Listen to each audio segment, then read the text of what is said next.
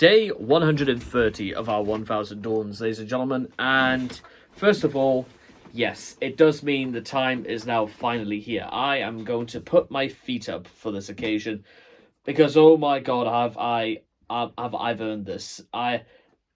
Yes, so, very basic rundown about exactly what is, gonna happen. So, the plan is thus. I'm gonna record all these videos, and then I'm gonna start packing.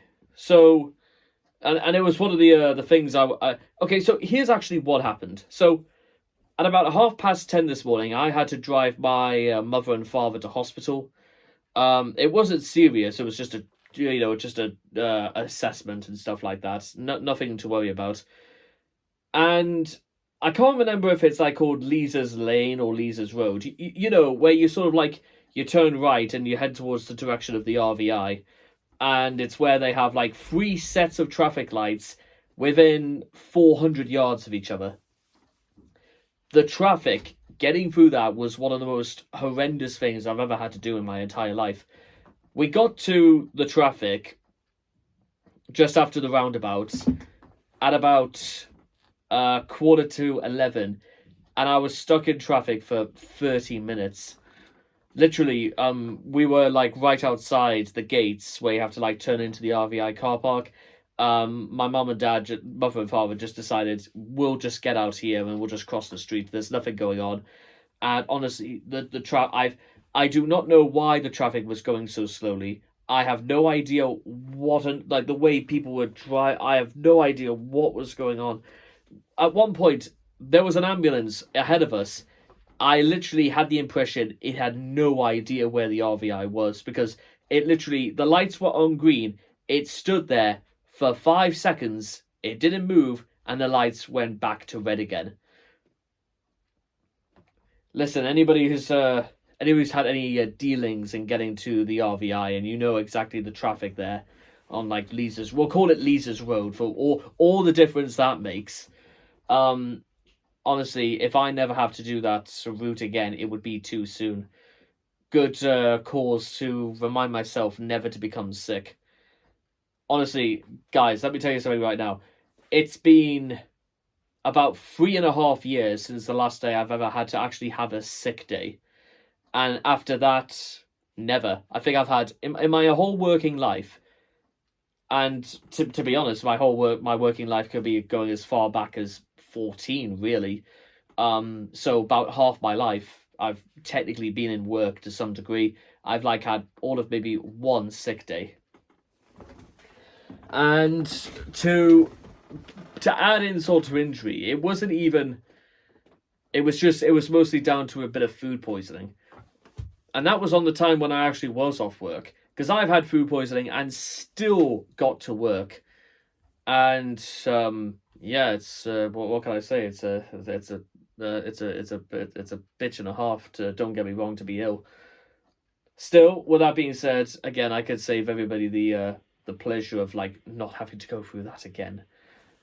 So anyway, what happened after this is that it was about 11:15. So because I didn't have work until 2:00 in the afternoon, I had to somehow put in the time. So I took a slightly longer route just to be able to get to work. Used the car park, had a walk into town, and I kind of had to get a few other supplies for the big trip tomorrow. So what I did, I went into Primark and got this just seafood toiletry bag. Some of the things I'll be able to put in here, like shampoo and whatnot. It's useful. It has its uses, but I will say, there was something I did actually, because there was something I did buy that literally I've never ever actually bought myself, a razor in my entire life, because 10 years ago, when I was just about ready to go to university, UCAS actually did supply students that year with, I think, all male students with a razor. I'm not entirely sure exactly what women got, but, something just as useful. And I've still got this razor to this day, but I will admit, just for the purposes of just, Getting myself nice and clean and ready for the day. A nice new razor wouldn't exactly be too bad.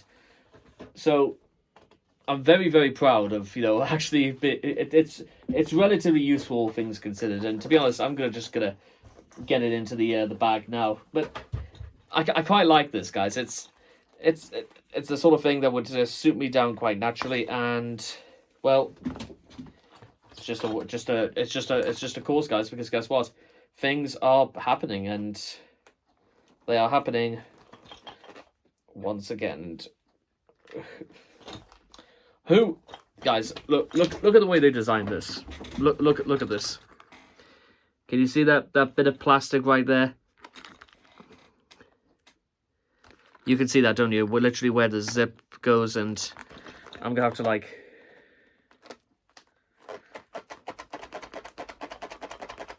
I can't even get. Who designed it like that?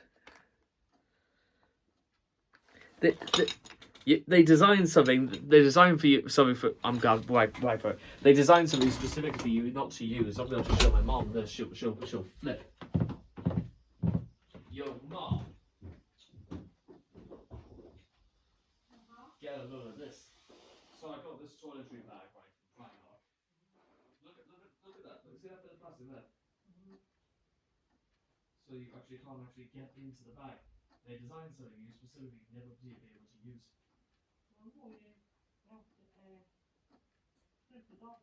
Yeah, I know, but what?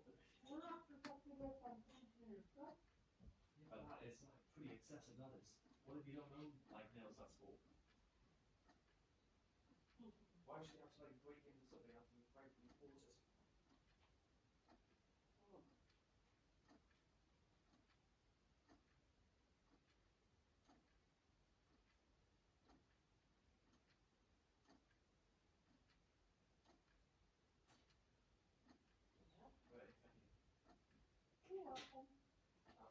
That was so unnecessary, that though.